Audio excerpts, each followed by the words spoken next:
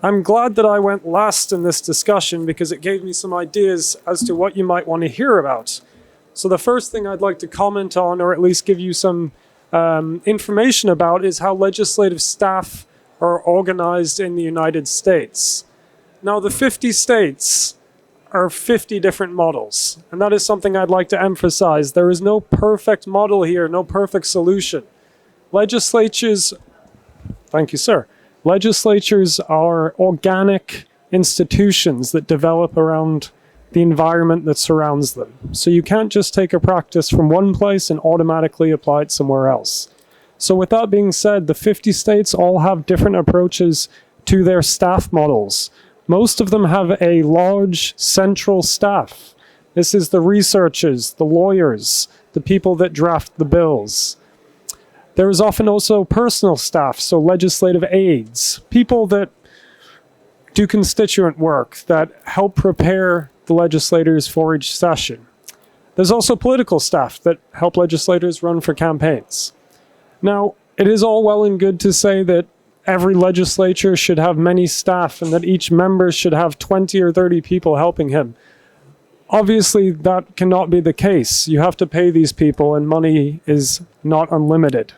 One model that I might suggest is the model that works in the US, which is that in the states where they do not have the resources to have many staff, they rely on our organization. We do research. I have about 180 colleagues that do research on every issue from healthcare and criminal justice to very strange issues like if you can bury your dog in your own backyard. So, perhaps NLC in India could become like NCSL in the United States, a centralized research hub where a legislator from any state could contact and ask for information, and you could receive a response, a memo, a brief that you could use in your legislation. The second issue that I very quickly wanted to touch upon was the idea when the Honourable Speaker here asked how many of you had read your rules of procedure. Now, I understand they're not the most exciting documents to read. However, it is so important that every member has an understanding of the rules of procedure, the processes, the organization. Otherwise, they're not going to be able to be fully effective at their job. We have found that a lot of states recently have been asking for training for newly elected legislators. So what happens? The elections are usually in November.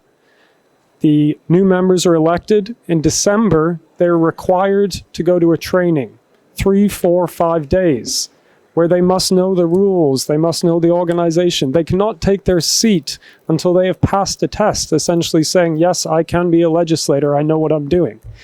Now, that sounds difficult to organize, but the results are outstanding. You have a class of new legislators that are fully competent from day one. They might not know everything about every policy, but at least they know how the institution works. So if that is something that you would be able to apply in your state, in your chamber, I would certainly encourage you to do that.